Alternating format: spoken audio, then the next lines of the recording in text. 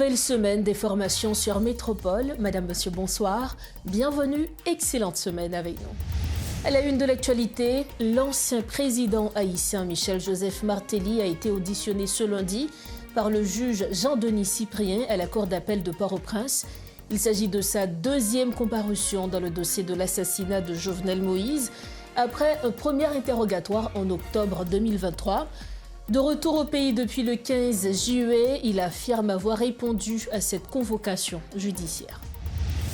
Le Conseil électoral provisoire a officiellement lancé ce 20 juillet le pré-enregistrement des électeurs dans les chefs-lieux des 9 départements du pays.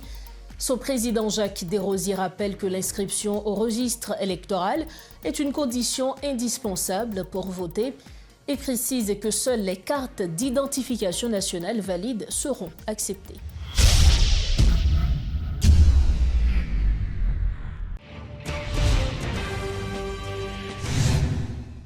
Bienvenue au développement des titres de l'actualité. L'ancien président haïtien Michel-Joseph Martelly a été auditionné ce lundi par le juge Jean-Denis Cyprien à la Cour d'appel de Port-au-Prince. Cette audition s'inscrit dans le cadre du supplément d'information ordonné dans le dossier de l'assassinat du président Jovenel Moïse, survenu en juillet 2021. Il s'agit de la deuxième comparution de l'ancien chef de l'État dans cette affaire, après un premier interrogatoire mené le 4 octobre 2023 par le juge d'instruction Walter Voltaire. Michel Martelly est rentré en Haïti le 15 juillet dernier afin de répondre à cette convocation judiciaire. Suivez ce compte-rendu de Réti Fortuné et de Guitry Choisy. Cette audition intervient quelques jours après le retour de Michel-Joseph Martelly en Haïti. Il s'agit de sa deuxième comparution en un peu plus de 2 ans depuis l'ouverture de l'enquête haïtienne sur l'assassinat de Jovenel Moïse.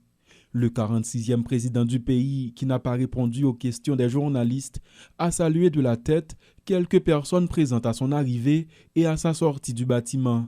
Toutefois, son avocat, Maître Mario Delcy, a tenu à communiquer quelques informations au terme de l'audition. Ancien président Joseph Michel Martelly là, li vini comme témoin, li répondre à toute question que juge là te gagné pour lui, parce que juge là, en tant qu'ancien pré-président, nous connaissons depuis 1915 te gagné un président qui a été assassiné sous pouvoir. Nous connaissons c'était président Philbon Guillaume Sam. OK, te gagné 3 autres avant président ça, mais journée aujourd'hui à juge là dans le travail professionnel que lui a fait, il était jugé nécessaire pour que l'ité posé quelques questions que je ne suis pas capable de divulguer là, mais nous connaissons et que gagner un appareil et tout un appareil qui fonctionne dans le palais national, et bien juge a un pile bagalité besoin connaître sur fonctionnement institution yo. L'ordonnance rendue ultérieurement par le juge Walter Voltaire, qui avait inculpé 51 personnes, a été annulée en octobre 2025 par la Cour d'appel de Port-au-Prince. Le dossier a ensuite été confié au magistrat Cyprien Jean-Denis Pierre pour une reprise de l'instruction et un supplément d'information, ce qui constitue une reprise à zéro du dossier. C'est dans ce contexte qu'intervient la convocation pour la deuxième fois de l'ancien président de la République. L'homme de loi, Maître Mario Delcy, affirme que son client se tiendra toujours à la disposition de la justice de son pays. Le président Joseph Michel Martelly était là à titre de témoin. Il n'a pas inculpé, même gens il n'a pas inculpé lorsque juge et Voltaire te voyé relé. Et m'a noté pour nous, c'est peut-être la première fois ça fait que un ancien président, à chaque fois que la justice voit relé pour venir témoigner, lui présenter. Après journée jeudi là, nous sommes venus là sans cortège, sans tambour, sans rien. D'ailleurs, le président arrivé là, pas de nous là. Donc, il est venu là, il répond à toutes questions et c'est comme ça, règle jouette là, il doit jouer pour tout le monde. Toutefois, il n'y a eu aucune fuite concernant le déroulement de l'audition qui a duré plusieurs heures. Dans le cadre du supplément d'instruction, le juge de la Cour d'appel, Jean-Denis Cyprien, qui est le 6e magistrat à travailler sur ce dossier, a déjà auditionné de nombreuses personnalités politiques, institutionnelles et sécuritaires, dont l'ancien Premier ministre Claude Joseph, l'ancien sénateur Nenel Kassi ou encore l'actuel directeur général de la PNH, André Jonas, Vladimir Paraison. Autre dossier, le Conseil électoral provisoire lance officiellement ce 20 juillet le pré-enregistrement des électeurs dans les chefs-lieux des 9 départements du pays, a annoncé son président Jacques Desrosiers. En déplacement dans le sud-est, le président du CEP a souligné que nul ne pourra voter sans être inscrit au registre électoral. Il a également précisé que les cartes d'identification nationale présentées lors de l'enregistrement devront être valides, tout en annonçant que le calendrier électoral sera publié prochainement. Les précisions du président du CEP, Jacques Desrosiers. Pour lancer l'inscription électorale dans le département sud-est. C'est un lancement qui a fait progressif. Aujourd'hui, dans Jacmel, après une dizaine de centres de vote qui a ouvert pour recevoir les électeurs pour venir inscrire. Progressivement, il a continué à ouvrir centres de vote. Jeudi, nous lançons dans Jacmel, dans tout chef-lieu. C'est comme ça lié de tout le pays. Il y a 9 chefs-lieux. 9 chefs de 9 départements qui ont lancé l'inscription électeur jeudi. Nous, là, dans cette machine pour lancer. Pendant la journée jeudi, il y a une dizaine de centres de vote dans Jacmel qui ont lancé et qui ont continué progressivement. L'entrée de Jacmel, nous allons ouvrir la vallée de Jacmel, Marigot, Jacmel. Au fur et à mesure, au bout de semaine, nous avons ouvert centre de vote pour les électeurs qui viennent inscrits pendant ce moment. Quelle importance est ça pour la population? Si l'électeur n'est pas inscrit, il ne peut pas voter. Si vous n'êtes pas inscrit, il ne peut pas voter. Et c'est le centre de vote qu'on inscrit et c'est là qu'on peut voter, jouer les jeux. Il y a 4 identifications nationales, il faut le valider. 4 identifications nationales, il a présenté dans le centre de vote qui est là, qui est là, le centre de vote que le dit c'est là, il va voter, jouer l'élection, il a inscrit dans le registre électoral. Alors que la situation sécuritaire demeure préoccupante dans plusieurs communes, le Conseil électoral provisoire poursuit les préparatifs en vue des prochaines élections. Bien qu'aucun calendrier électoral n'ait encore été publié, le CEP continue de mettre en marche la machine électorale avec l'ouverture du registre des électeurs. Est-il réellement possible d'organiser des élections cette année dans les conditions actuelles ? Le professeur Rony Desroches est notre invité pour analyser la situation ce soir. Professeur Rony Desroches, bonsoir. Merci d'être avec nous à Metro News ce soir. Rose Berline, bonsoir aux téléspectateurs et téléspectatrices de Télémétropole. Plusieurs changements ont été effectués au décret électoral du 2 juin 2026. Nous rappelons que plusieurs partis politiques, plusieurs acteurs politiques de la société civile ont élevé leur voix justement pour demander certains ajustements par rapport à ce décret. Est-ce que vous êtes plutôt satisfait des changements qui ont été portés, professeur Desroches? Alors, je dois dire que j'attends encore la dernière version pour être sûr, n'est-ce pas, de ce qui a été publié, parce qu'il y a plusieurs versions en circulation. Nous avons une rencontre vendredi pour l'examiner à fond au niveau de l'initiative de la société civile. Mais ce que je sais déjà, c'est que le nombre de membres et d'adhérents qui étaient exigés de la part des partis politiques pour présenter des candidats aux élections, ce nombre a été réduit de 100 000 à 30 000. Bon, je crois que c'était une bonne chose. Si on arrive à s'entendre sur ce nombre, c'est pas mal.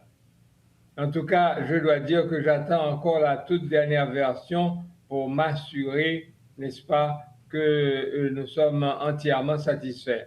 Entre-temps, depuis la semaine dernière, il y a eu l'enregistrement des regroupements au Conseil électoral provisoire. D'ailleurs, la date butoir a été, je crois que c'était vendredi, mais le Conseil électoral provisoire a décidé de prolonger justement la limite pour les partis politiques qui veulent inscrire leur regroupement politique. Qu'est-ce que vous en pensez, professeur Desroches? Bon, je pense que la revendication des partis politiques qui avaient réclamé une prolongation est tout à fait légitime parce qu'un regroupement de partis politiques, cela prend un certain temps pour se finaliser parce qu'il ne suffit pas d'aligner un certain nombre de partis dans un regroupement.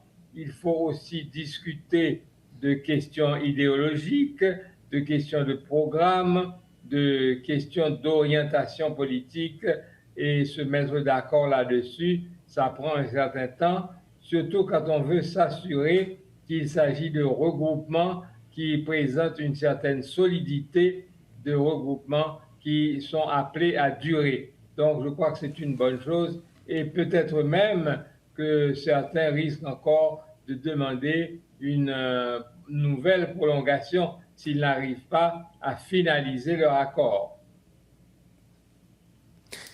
Par rapport au processus électoral, puisque la machine est en branle, l'enregistrement des groupements se fait, l'enregistrement des regroupements va se faire, je crois que c'est au mois d'août.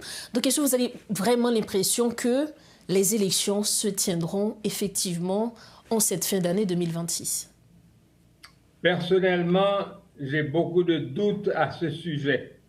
Je ne pense pas que le délai soit suffisant. La première chose, c'est qu'il est prévu dans le pacte pour la stabilité, il est prévu des changements au niveau de la Constitution, même s'il s'agit de changements légers, mais tout changement constitutionnel demande des consultations, demande des discussions. Or, à ce jour, aucun processus de consultation n'a été annoncé par l'exécutif. Personnellement, j'ai eu l'occasion d'en parler avec le Premier ministre et j'attirais son attention sur la nécessité de lancer un processus.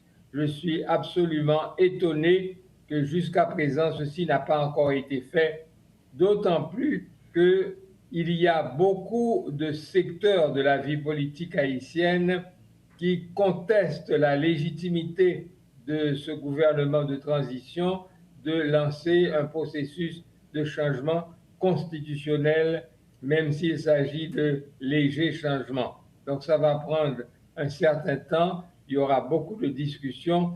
Donc, il me semble que ceci aurait dû être lancé depuis longtemps. En plus de cela, le CEP a annoncé qu'il faudra que tous les électeurs s'inscrivent sur la liste électorale. Or, nous avons 6 millions d'électeurs qui ont été enregistrés par l'ONI, que tout ce monde-là puisse s'enregistrer à nouveau au niveau du CEP, particulièrement dans une période où nous avons beaucoup de difficultés pour les gens de se déplacer d'un point du pays à un autre, à un moment où nous avons énormément de personnes qui sont déplacées. C'est un processus qui va prendre du temps et qui risque de laisser pas mal de gens en dehors de la liste électorale. Mais on a l'impression aussi, professeur Desroches, que la majeure partie de la population n'est même pas au courant de cet enregistrement. Absolument. Ils n'ont pas reçu le message. Les gens ne sont pas au courant, même des membres de la classe politique ne sont pas au courant de cela. Je ne vois pas personnellement pourquoi on a introduit cette opération de réinscription sur une liste électorale. On aurait très bien pu procéder comme par le passé. L'ONI présente au CEP les listes électorales, le CEP les enregistre et cela se fait assez rapidement grâce aux moyens électroniques aujourd'hui. Ce n'est pas nécessaire de perdre 6 mois pour un travail de ce genre. D'autant plus que la liste électorale doit être prête au moins 2 mois avant le jour des élections. Donc, d'une façon ou d'une autre, on ne pourra pas atteindre, n'est-ce pas, des élections à la fin de l'année 2026. C'est matériellement impossible.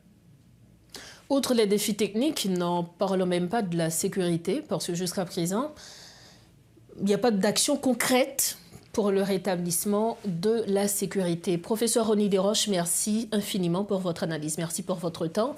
Merci de nous avoir éclairés. Ça a été un plaisir comme toujours. Merci encore. Bien. Voilà donc l'analyse du professeur Ronnie Desroches de l'initiative de la société civile. Il était l'invité de Maître News ce soir. Pour refermer la page nationale de Métro News, la Caisse d'assistance sociale CAS a procédé à la distribution de 2000 kits alimentaires au profit des victimes des violences perpétrées par des groupes armés à Kinskov. Le maire Massion Jean a salué les efforts consentis par la CAS, tout en attirant l'attention sur la grande vulnérabilité de cette population. Selon lui, plus de 35 000 citoyens ont été contraints d'abandonner leur maison et vivent aujourd'hui dans une situation d'insécurité alimentaire. Suivez ce reportage de Rodolphe Pierre-Louis. La situation dans la commune de Kinskov ne s'est pas améliorée malgré la présence des agents de la PNH qui continuent de mener des opérations dans cette localité, selon le magistrat Massillon Jean. La population Kinskov là qui est dans une situation vraiment difficile, côté que bandits armés qui fait partie de la coalition vivent ensemble, ils contraignent plus de 35 000 personnes qui étaient là.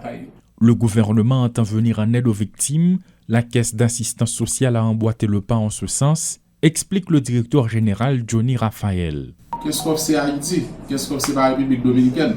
Même le premier ministre, bon côté par la fait tout ça capable de permettre tout le monde à retourner la caillou pour retourner vivre paisiblement comme avant. Donc nous-mêmes CAS, premier ministre, et tout ministre des Affaires sociales là, donc il y a nous l'autre pour que nous garder qui modèle d'assistance nous capoter pour monde. Et à présent, n'a pas mon assistance côté que n'a porté environ 1000 et nous avons environ 7000 kits alimentaires pour que nous ba à Kinskov. Mais à présent, nous démarrer avec une quantité près de 2000 kits. De son côté, le directeur général adjoint Bigues Florestal souligne la situation de l'insécurité alimentaire. La sécurité alimentaire là, c'est pas qu'à Québec. Il y a plein de monde qui ont un moment vraiment difficile au niveau de Kinskov. C'est pour ça que nous-mêmes, en CAS, sous instruction, son Excellence, Monsieur le Premier ministre Ali Didier Fils-Aimé, et ministre des Affaires sociales, Monsieur Makeli Nelson, et directrice des Affaires sociales, nous créons une synergie entre CAS et mairie de Kinskov pour nous garder quelle mesure nous apporter soutien. Plus de 2000 kits alimentaires ont été distribués aux membres de la population de Kinskov.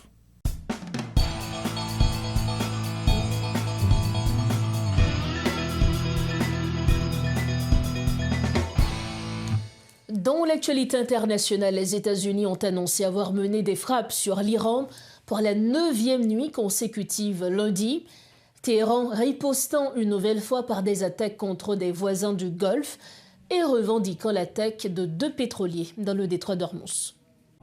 Dans la région de Tabriz, de nouvelles explosions retentissent. En Iran, les nuits passent et se ressemblent. Pour la 9e fois d'affilée, Washington a bombardé le pays. Objectif affiché des Américains, réduire les capacités militaires iraniennes utilisées pour attaquer des navires commerciaux et des marins civils transitant par le détroit d'Ormuz. L'Iran a été très durement touché. Ils ont presque tout perdu militairement. Ils n'ont plus grand-chose.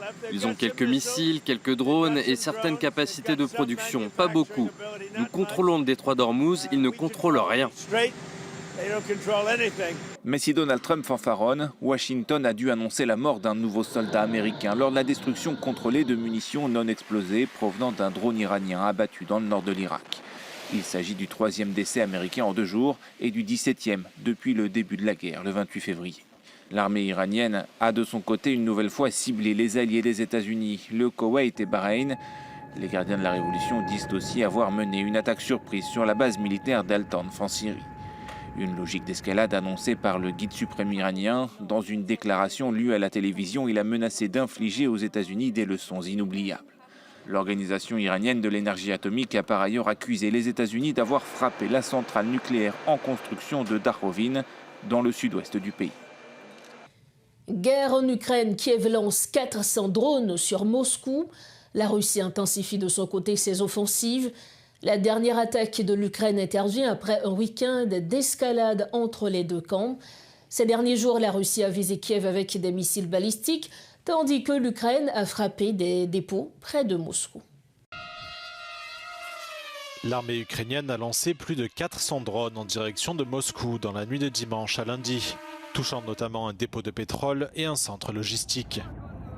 Le président ukrainien Volodymyr Zelensky a déclaré que ses forces avaient également frappé 2 pétroliers de la flotte Fantôme et 4 cargos russes en mer Noire.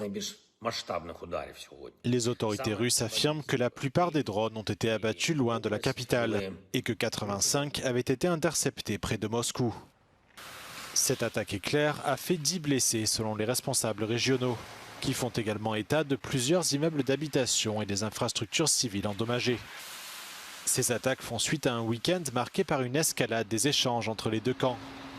Dimanche, la Russie a visé Kiev avec des missiles balistiques, un jour après des frappes ukrainiennes sur des entrepôts appartenant à l'une des plus grandes plateformes russes de vente en ligne, Wildberries, située à la périphérie de Moscou. Selon les médias locaux, un autre incendie a été signalé dans un entrepôt appartenant aux commerçants en ligne lors de la dernière attaque ukrainienne. Kiev affirme que ces frappes sur la capitale russe visent à affaiblir les capacités offensives de la Russie et à faire pression sur le Kremlin pour qu'il négocie. Nous refermons la page internationale en sport. L'Espagne remporte son 2e mondial en battant l'Argentine 1-0 après prolongation. Ferran Torres a offert à l'Espagne son 2e titre mondial en inscrivant l'unique but de la finale dimanche soir dans le New Jersey. L'Espagne a été sacrée championne du monde dimanche après avoir battu l'Argentine 1-0 lors d'une finale à suspense. La Rora a contrôlé la majeure partie du match et a empêché l'Argentine de cadrer un seul tir. Mais elle a tout de même eu du mal à percer une défense aussi rugueuse que déterminée. Il aura fallu 106 minutes d'un match tendu pour que Ferran Torres ouvre le score pour l'Espagne. El partido me ha parecido la verdad que un partido increíble, que no vamos a olvidarlo en la vida o no. Que somos campeones del mundo y que se dice muy pronto. Se dice muy pronto. Español, español, español. Yo soy español, español, español. Asustar de tanta falta y tanta... Muchos agarrones. Sí. Pero hemos jugado muy bien, hay que quedarse con eso. El partido ha estado súper emocionante hasta el último momento que hemos conseguido la victoria. Hemos destronado a Leo Messi. ¡Chao, Leo Messi! Alors que l'Argentine s'est réveillée en toute fin de match, cette poussée tardive n'aura pas suffi à empêcher l'Espagne d'être sacrée championne du monde pour la 2e fois. Enfin, le spectacle ne s'est pas limité au football grâce à un show à la mi-temps à la manière du Super Bowl. Il a été apprécié par les 82 000 spectateurs présents dans le stade et par environ 1,8 milliard de téléspectateurs à travers le monde. Voici le dernier rappel des titres à la une de ce lundi 20 juillet 2026. L'ancien président haïtien Michel-Joseph Martelly a été auditionné ce lundi par le juge Jean-Denis Cyprien à la Cour d'appel de Port-au-Prince. Il s'agit de sa 2e comparution dans le dossier de l'assassinat de Jovenel Moïse, après un premier interrogatoire en octobre 2023. De retour au pays depuis le 15 juillet, il affirme avoir répondu à cette convocation judiciaire. Le Conseil électoral provisoire a officiellement lancé ce 20 juillet le pré-enregistrement des électeurs dans les chefs-lieux des 9 départements du pays. Son président Jacques Desrosiers rappelle que l'inscription au registre électoral est une condition indispensable pour voter et précise que seules les cartes d'identification nationale valides seront acceptées. Et puis devant le Conseil de sécurité des Nations Unies, le chef de la force de répression des gangs, Jacques Christofides, estime que les premières opérations menées contre les groupes armés en Haïti commencent à porter leurs fruits. Il a toutefois averti que ces progrès demeurent fragiles et que la poursuite du soutien international est essentielle pour éviter un recul de la situation. Voilà ce qui referme cette édition de Métro News, la toute première pour cette semaine. Merci infiniment de l'avoir suivi. Restez branchés Métropole, la programmation continue. Quant à moi, on se retrouve demain soir. Bonsoir.